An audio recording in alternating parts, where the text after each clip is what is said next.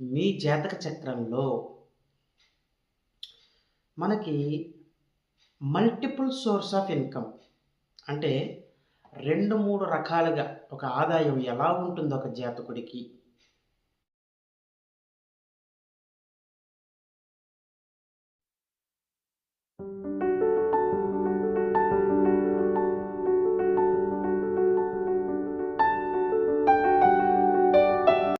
శ్రీ మాధవానంద గురుభ్యో నమః, శ్రీమాత్రే నమః. శ్రీ మాధవానంద భక్తి యూట్యూబ్ ఛానల్ ప్రేక్షకులకు నమస్కారం. ఇక ఈరోజు మనం విశేషంగా ఒక కొత్త విషయం గురించి తెలుసుకుందాము.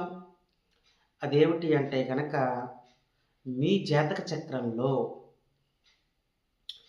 మనకి మల్టిపుల్ సోర్స్ ఆఫ్ ఇన్కమ్ అంటే 2, 3 రకాలుగా ఒక ఆదాయం ఎలా ఉంటుందో ఒక జాతకుడికి. చాలామందికి ఉద్యోగంలో రాణిస్తూ ఉంటారు. కొంతమంది వ్యాపారంలో రాణిస్తూ ఉంటారు. కొంతమంది ఉద్యోగము చేస్తూ వ్యాపారం కూడా చేస్తూ ఉంటారు. అది మల్టిపుల్ సోర్స్ ఆఫ్ ఇన్కమ్ అంటాం. ఇలాంటి వ్యక్తులు ఒక ఉద్యోగాన్నే నమ్ముకోకుండా ఉద్యోగంతో పాటు ఒక వ్యాపారం కూడా ప్రారంభించడము, ఏదో ప్రారంభించి టైం పాస్‌కి చేయరు వీళ్ళు. అది ఒక స్థాయిలో ఆ జాతకుడిని నిలబెట్టడము ఏ జాతకుడికి సాధ్యమవుతుంది? ఇలాంటి అంశాలన్నీ కూడా ఒక్కొక్కటి ఇప్పుడు మనం చూద్దాం. ఎందుకంటే ఇది చాలా ముఖ్యమైన అంశం కదా! ఎందుకంటే ఇప్పుడు ఈ సృష్టిని నడిపిస్తున్నదే ఏంటి? డబ్బు. అలాంటి డబ్బు ప్రతి ఒక్కళ్ళకి అవసరమే. న్యాయబద్ధంగా సంపాదించాలి, ధర్మంగా సంపాదించాలి. అందరూ అలా సంపాదించరు కదా! మెజారిటీ ఆఫ్ పీపుల్ న్యాయబద్ధంగా ధర్మాన్ని కాపాడుకుంటూ సంపాదిస్తారు. కొంతమంది ఏంటంటే అక్రమ మార్గాలకి వెళ్తూ అక్రమ మార్గాల నుంచి సంపాదిస్తూ అలాగా వాళ్ళ జీవితాన్ని ఒక ఉన్నత స్థాయిలోకి తీసుకువెళ్తూ ఉంటారు. తర్వాత ప్రారంధ కర్మలు వాళ్ళు అనుభవిస్తూ ఉంటారు. తర్వాత వాళ్ళ తరాలు కూడా అనుభవిస్తూ ఉంటాయి. ఇక్కడ ఇప్పుడు నేను చెప్పే జాతకులు ప్రారంధ కర్మ లేకుండా ఎలాంటి తర్వాత తరాలకి ఒక దోషం కలగకుండా, ఒక కర్మ ఉండకుండా మంచిగా సంపాదించుకుంటూ మల్టిపుల్ సోర్స్ ఆఫ్ ఇన్కమ్ ఎలా ఉంటుంది అన్న అంశమే ఇప్పుడు నేను చెప్పబోయేది. ఇక్కడ ఉద్యోగము, వ్యాపారము 2 చెప్పాను. ఎప్పుడైతే ఉద్యోగము, వ్యాపారము అన్నానో మనం తీసుకోవాల్సినవి ఏంటి అంటే కనుక మీ జాతక చక్రంలో దశమాధిపతి, అదే మీ జాతక చక్రంలో లాభాధిపతి. ఇద్దరు ఇప్పుడు మనం తీసుకోవాల్సింది. ఎలా ఉంటే మీ జాతకము అద్భుతంగా ఉంటుంది? మల్టిపుల్ సోర్స్ ఆఫ్ ఇన్కమ్ అంటే 2 కంటే 1 కంటే 2 కంటే అంటే 1 కంటే ఎక్కువ అనుకోండి ఇంకా. ఇన్కమ్ ఎలా ఉంటుంది అన్నది ఈ దశమాధిపతి, లాభాధిపతి ఈ అధిపతుల నుంచి ఎలా తెలుసుకోవచ్చు అన్న అంశాలు ఒకసారి ఇంకా ల్యాగ్ చేయకుండా ఒకసారి చూద్దాం. మీ దశమాధిపతి, మీ లాభాధిపతి మీ జాతక చక్రంలో కలిసి ఉండి మీ దశమాధిపతిని, లాభాధిపతిని గురువు చూస్తున్న ఫస్ట్ పాయింట్ వాళ్ళని గురువు చూస్తున్న, మీ లగ్నాధిపతి చూస్తున్న, మీ పంచమాధిపతి చూస్తున్న, మీ భాగ్యాధిపతి చూస్తున్న మీకు పరిపరి విధాల ఆదాయం కలుగుతుందా జాతకుడికి అని చెప్పచ్చు. చాలా పెద్ద పొజిషన్‌కి వెళ్తారండి వీళ్ళు. మల్టిపుల్ సోర్స్ ఆఫ్ ఇన్కమ్‌లో కూడా ప్రాపర్టీస్ కొనుక్కోవడము, బాగా డబ్బు సంపాదించడము. ఇంక వీళ్ళకేంటంటే అసల అలా వస్తూ ఉంటుందన్నమాట. స్టాప్ అంటూ ఉండదు వీళ్ళకి. అన్‌స్టాపబుల్ అంటాం. అలా అన్‌స్టాపబుల్‌గా మనీ వస్తూ ఉండడము. దాన్ని వీళ్ళు ప్రాపర్టీ రూపంలో పెట్టడము. ఏవండీ తర్వాత వీళ్ళు విదేశాల్లో కూడా వీళ్ళు ప్రాపర్టీస్ కొనడము. ఇలా అన్నమాట. ఎక్కడికక్కడ ఎక్కడ దొరికితే అక్కడ కొనేస్తూ ఉంటారు వీళ్ళు. చాలా బావుంటుంది. మల్టిపుల్ సోర్స్ ఆఫ్ ఇన్కమ్ ఉంటుంది. ఈ దశమాధిపతి, లాభాధిపతి కలిసి గురువు చూస్తున్నా, మీ లగ్నాధిపతి చూస్తున్నా, మీ పంచమాధిపతి చూస్తున్నా, మీ భాగ్యాధిపతి చూస్తున్నా. అలా లేదండి మాకు అంటే అదొక్కటే కాదండి. మీ దశమాధిపతి ఎక్కడ ఉన్నాడో చూసుకోండి. ఏ రాశిలో ఉన్నారో చూడండి. ఆ రాశి అధిపతి మీ లాభాధిపతి ఎక్కడున్నారో చూసుకోండి. ఆ లాభాధిపతి యొక్క రాశ్యాధిపతి వీళ్ళిద్దరూ వీళ్ళిద్దరిని వీళ్ళు కలిసి ఉండాలనే రూల్ లేదండి. రాస్యాధిపతులు కలిసి ఉండాలనే రూల్ లేదు. విడివిడిగానే ఉండొచ్చు. మీ దశమాధిపతి యొక్క రాస్యాధిపతిని కానీ, మీ లాభాధిపతి యొక్క రాస్యాధిపతిని కానీ గురువు చూస్తున్నా, లగ్నాధిపతి చూస్తున్నా, పంచమాధిపతి చూస్తున్నా, భాగ్యాధిపతి చూస్తున్నా, సేమ్ ఇందాకట్లాగే. కానీ ఇక్కడ కలిసి ఉండాలని రూల్ లేదు. ఇలాగా ఎవరికైతే గురువు కానీ, లగ్నాధిపతి, పంచమాధిపతి, భాగ్యాధిపతులు చూస్తూ ఉంటారో రాస్యాధిపతుల్ని, వాళ్ళకు కూడా అఖండ రాజయోగం కలుగుతుంది. ఇప్పుడు మీకు ఉదాహరణకు డౌట్ రావచ్చు. అయ్యా మరి మాకు దశమాధిపతే గురువు అయ్యారు, గురువుని చూసుకోరు కదా. చూసుకోరు. అప్పుడు అందుకే లగ్నాధిపతి కానీ, పంచమాధిపతి కానీ, భాగ్యాధిపతి కానీ అనుకున్నాము. మీ లాభాధిపతే గురువు అయ్యారు, గురువుని చూసుకోరు కదా. అప్పుడు మీ లగ్నాధిపతి కానీ, పంచమాధిపతి కానీ, భాగ్యాధిపతి కానీ చూస్తే సరిపోతుంది. ఇది ఇక్కడ తెలుసుకోవాల్సింది. తర్వాత కొంతమందికి వివాహం తర్వాత కలిసి వస్తుంది. వివాహం తర్వాత వాళ్ళకి మల్టిపుల్ సోర్స్ ఆఫ్ ఇన్కమ్ లేదా కోట్ల రూపాయలు కలిసి రావడము. బిఫోర్ మ్యారేజ్, ఆఫ్టర్ మ్యారేజ్ అంటాం. మాకు వివాహం యొక్క బాగా కలిసి వచ్చిందండి అంటూ ఉంటారు. అది ఎలాంటి జాతకులకి అని చూసుకున్నట్లయితే, వివాహం అయిన తర్వాత ఏం చూస్తాం మనము? నవాంశ చూస్తాం. నవాంశ చక్రం D9. ఇప్పుడు మీ దశమాధిపతి, మీ లాభాధిపతి నవాంశ చక్రంలో ఏ రాశుల్లో ఉన్నారో చూసుకోండి.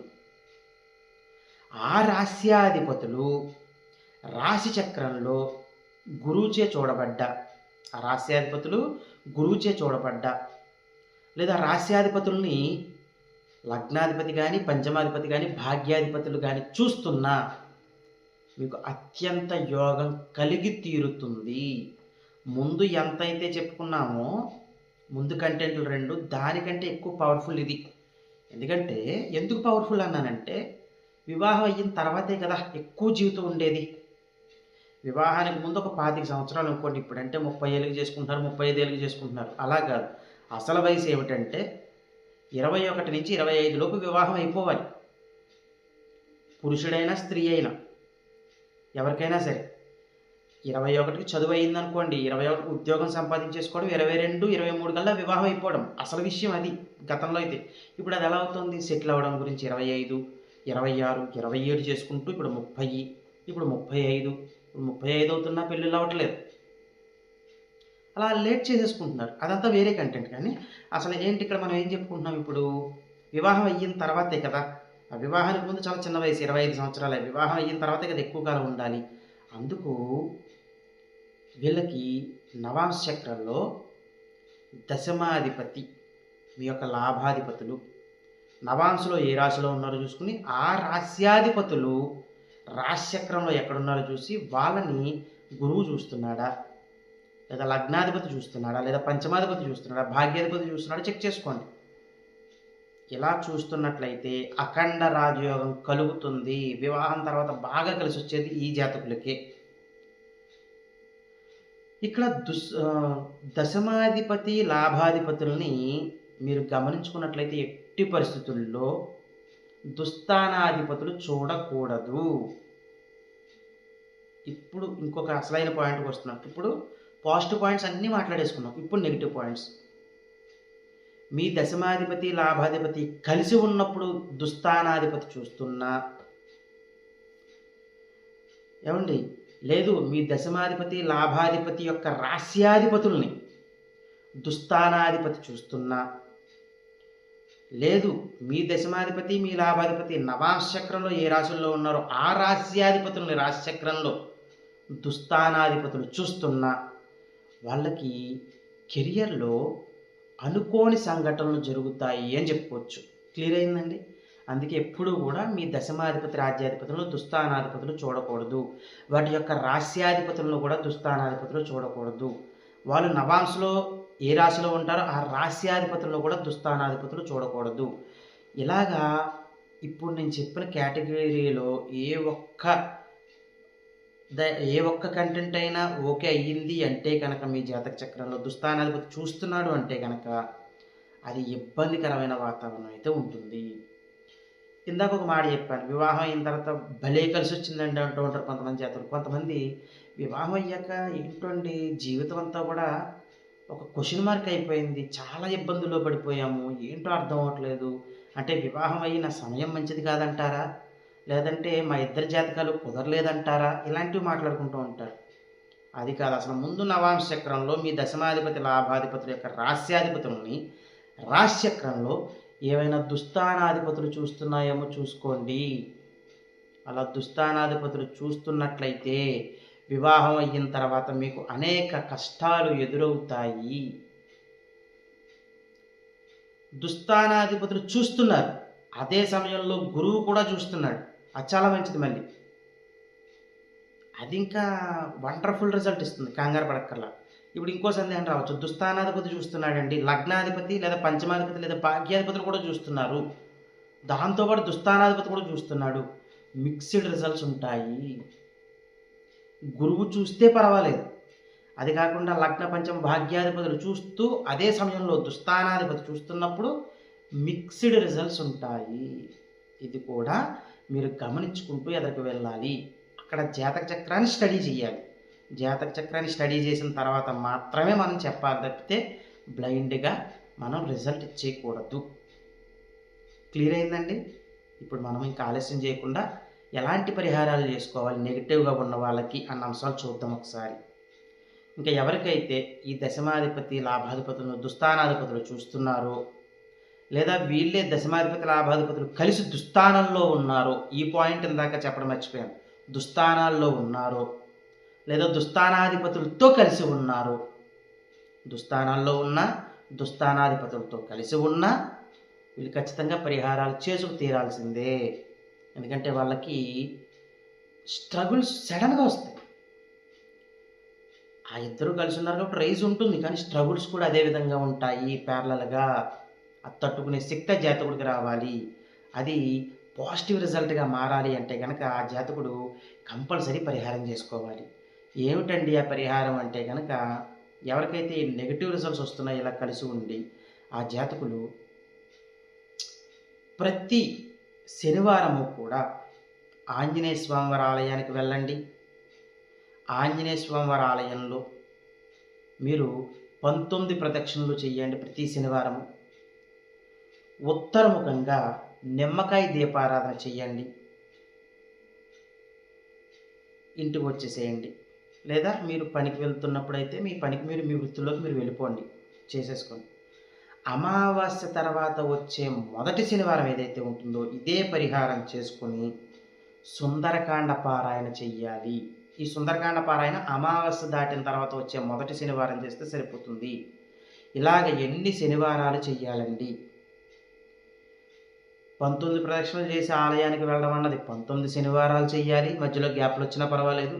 ఈ సుందరకాండ పారాయణ అన్నది అమావాస్య తర్వాత వచ్చే మొదటి శనివారం చేస్తారు కదా, ఇవి మీరు ఖచ్చితంగా ఎట్టి పరిస్థితుల్లో 11 అమావాస్య తర్వాత వచ్చే శనివారాలు చెయ్యాలి. 11 శనివారాలు చేస్తూ ఉండడం వలన జీవితంలో అసలు ఎలాంటి ఒడిదుడుకు లేకుండా మీకు మీ జీవితం కొనసాగుతుంది అని ఖచ్చితంగా చెప్పి తీరచ్చు. ఇవన్నీ చేసుకుంటూ మీరు సంఘంలోని సమాజంలో మంచి పేరు సంపాదించుకుంటూ మీ కుటుంబ సభ్యులతో సుఖశాంతులతో జీవించాలని కోరుకుంటూ సర్వే జనా సుఖినో భవంతు. శుభం.